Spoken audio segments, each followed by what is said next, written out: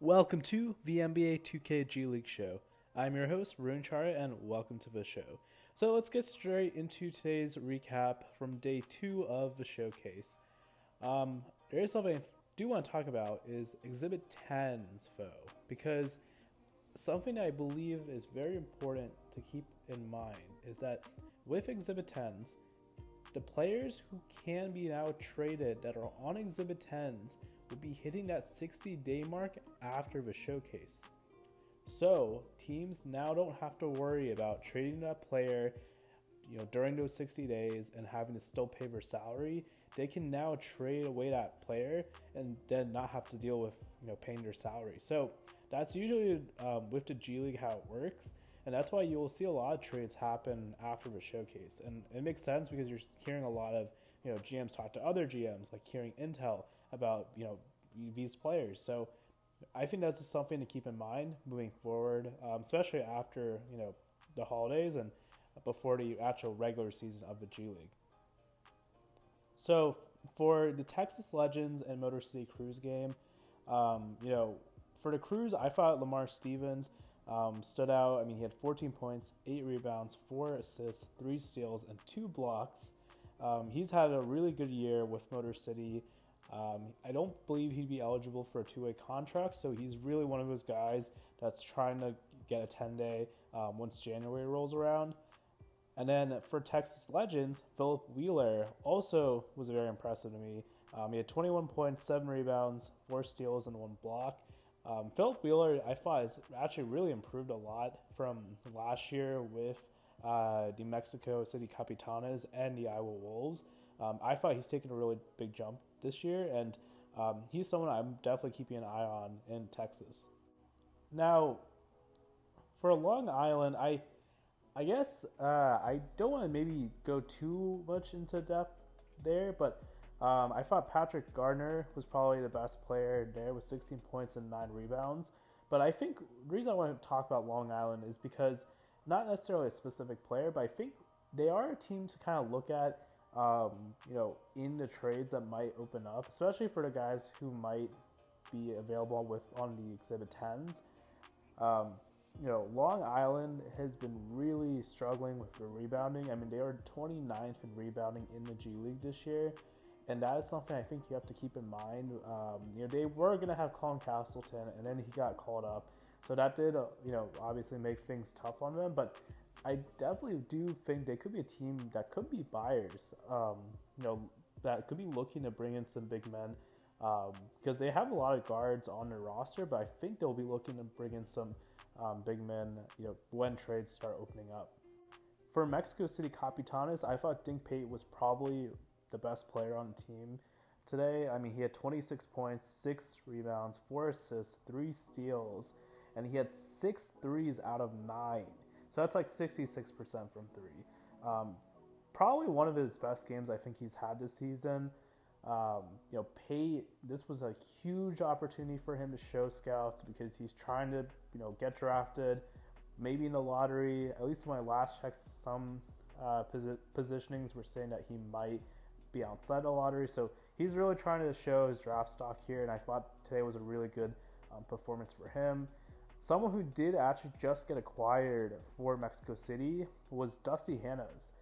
Dusty Hannas played for the Memphis Grizzlies. I think it was in 2020, 2021, and he actually was part of Team USA at the America Cup qualifying team, and he was one of the few players who wasn't part of that, who wasn't part of a G League. And he's now, after Frank Kaminsky, he's now the second of the 3. And Robert Covington, they did talk about, I think Jake Fisher, one of the reporters, had said that he might also join the G League, Robert Covington. So that'd be really interesting. We see really all 13 of those players from that qualifying Team USA roster in the G League. For the Salt Lake City Stars and Cleveland Charge, I would honestly say, to me, for the Stars, Oscar Tschibwe was probably the best player. 19 points, 20 rebounds, 2 assists, and 3 steals, and 4 blocks. He's somebody I think you're going to have to keep an eye out on, because if the Jazz really start to try to tank this year towards the end and they start to, lose games. I think he's going to get a lot more minutes. He did play a little bit at points when I think Kessler and I think maybe Fillipowski had gotten hurt. He started getting some rotation minutes, but I think he's somebody to keep an eye on. Fillipowski today had 11 points, 11 rebounds, 3 assists, and 1 block and 1 steal. And then Cody Williams had 19 points, 5 rebounds, 3 assists, and 2 steals, and 3 blocks, which is really huge for Cody because he has to continue to work on, building his confidence and just trying to improve on his game, with the Jazz moving forward. For Santa Cruz versus Delaware Bluecoats, I will say Santa Cruz, I thought Kevin Knox had probably a really solid game. He had 32 points, 10 rebounds, and 1 block. He's really trying to show scouts he deserves a 10-day in January, and I think him having a good performance today is just showing what he can bring to an NBA team. For the Indiana Matins, somebody who I think has been having a really good set of games throughout the season is Dakota Mathias. He had 27 points, 4 rebounds, 8 assists, 4 steals, 1 block, and only 2 turnovers. So I think that's really solid. And this isn't the first time I've seen numbers like this from him this season.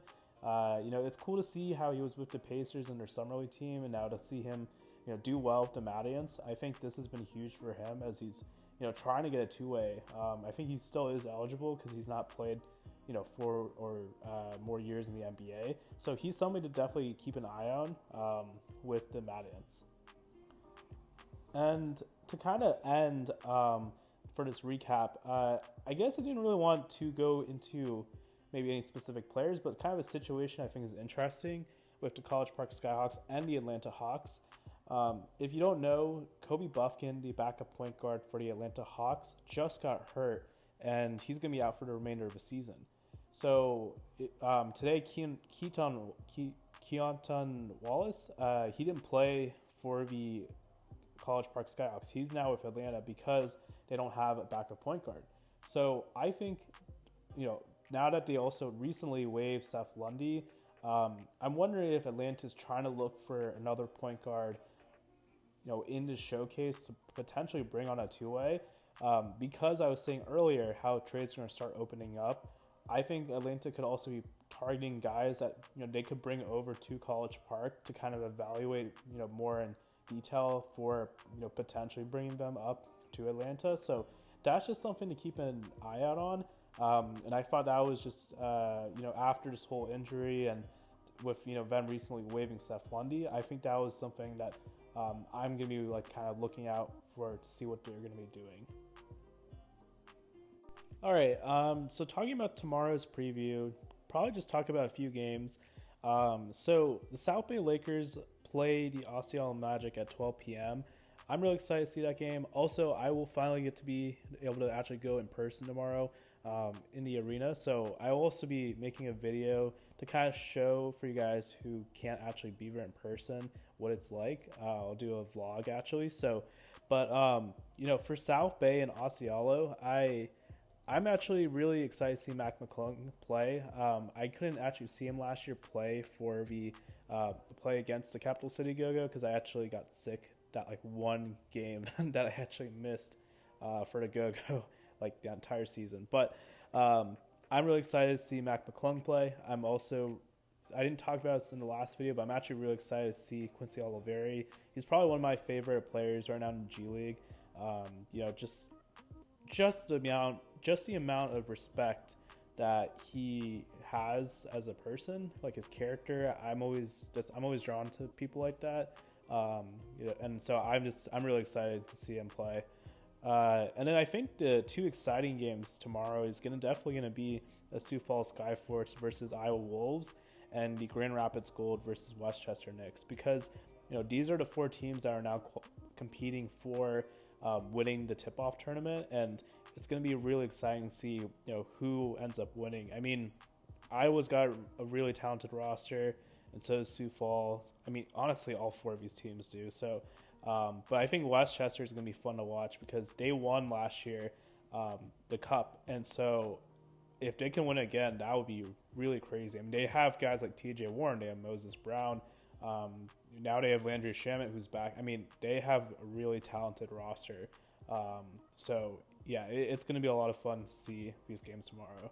But I think that's going to be it for this recap and preview. And like I said, I'm going to be there tomorrow, so I'm going to try to get a vlog, hopefully done that sooner so you guys can see it. But yeah, I'm just excited, really, to finally be able to go for a showcase. So, but yeah, have a good night, everyone, and I'll see you around. Bye.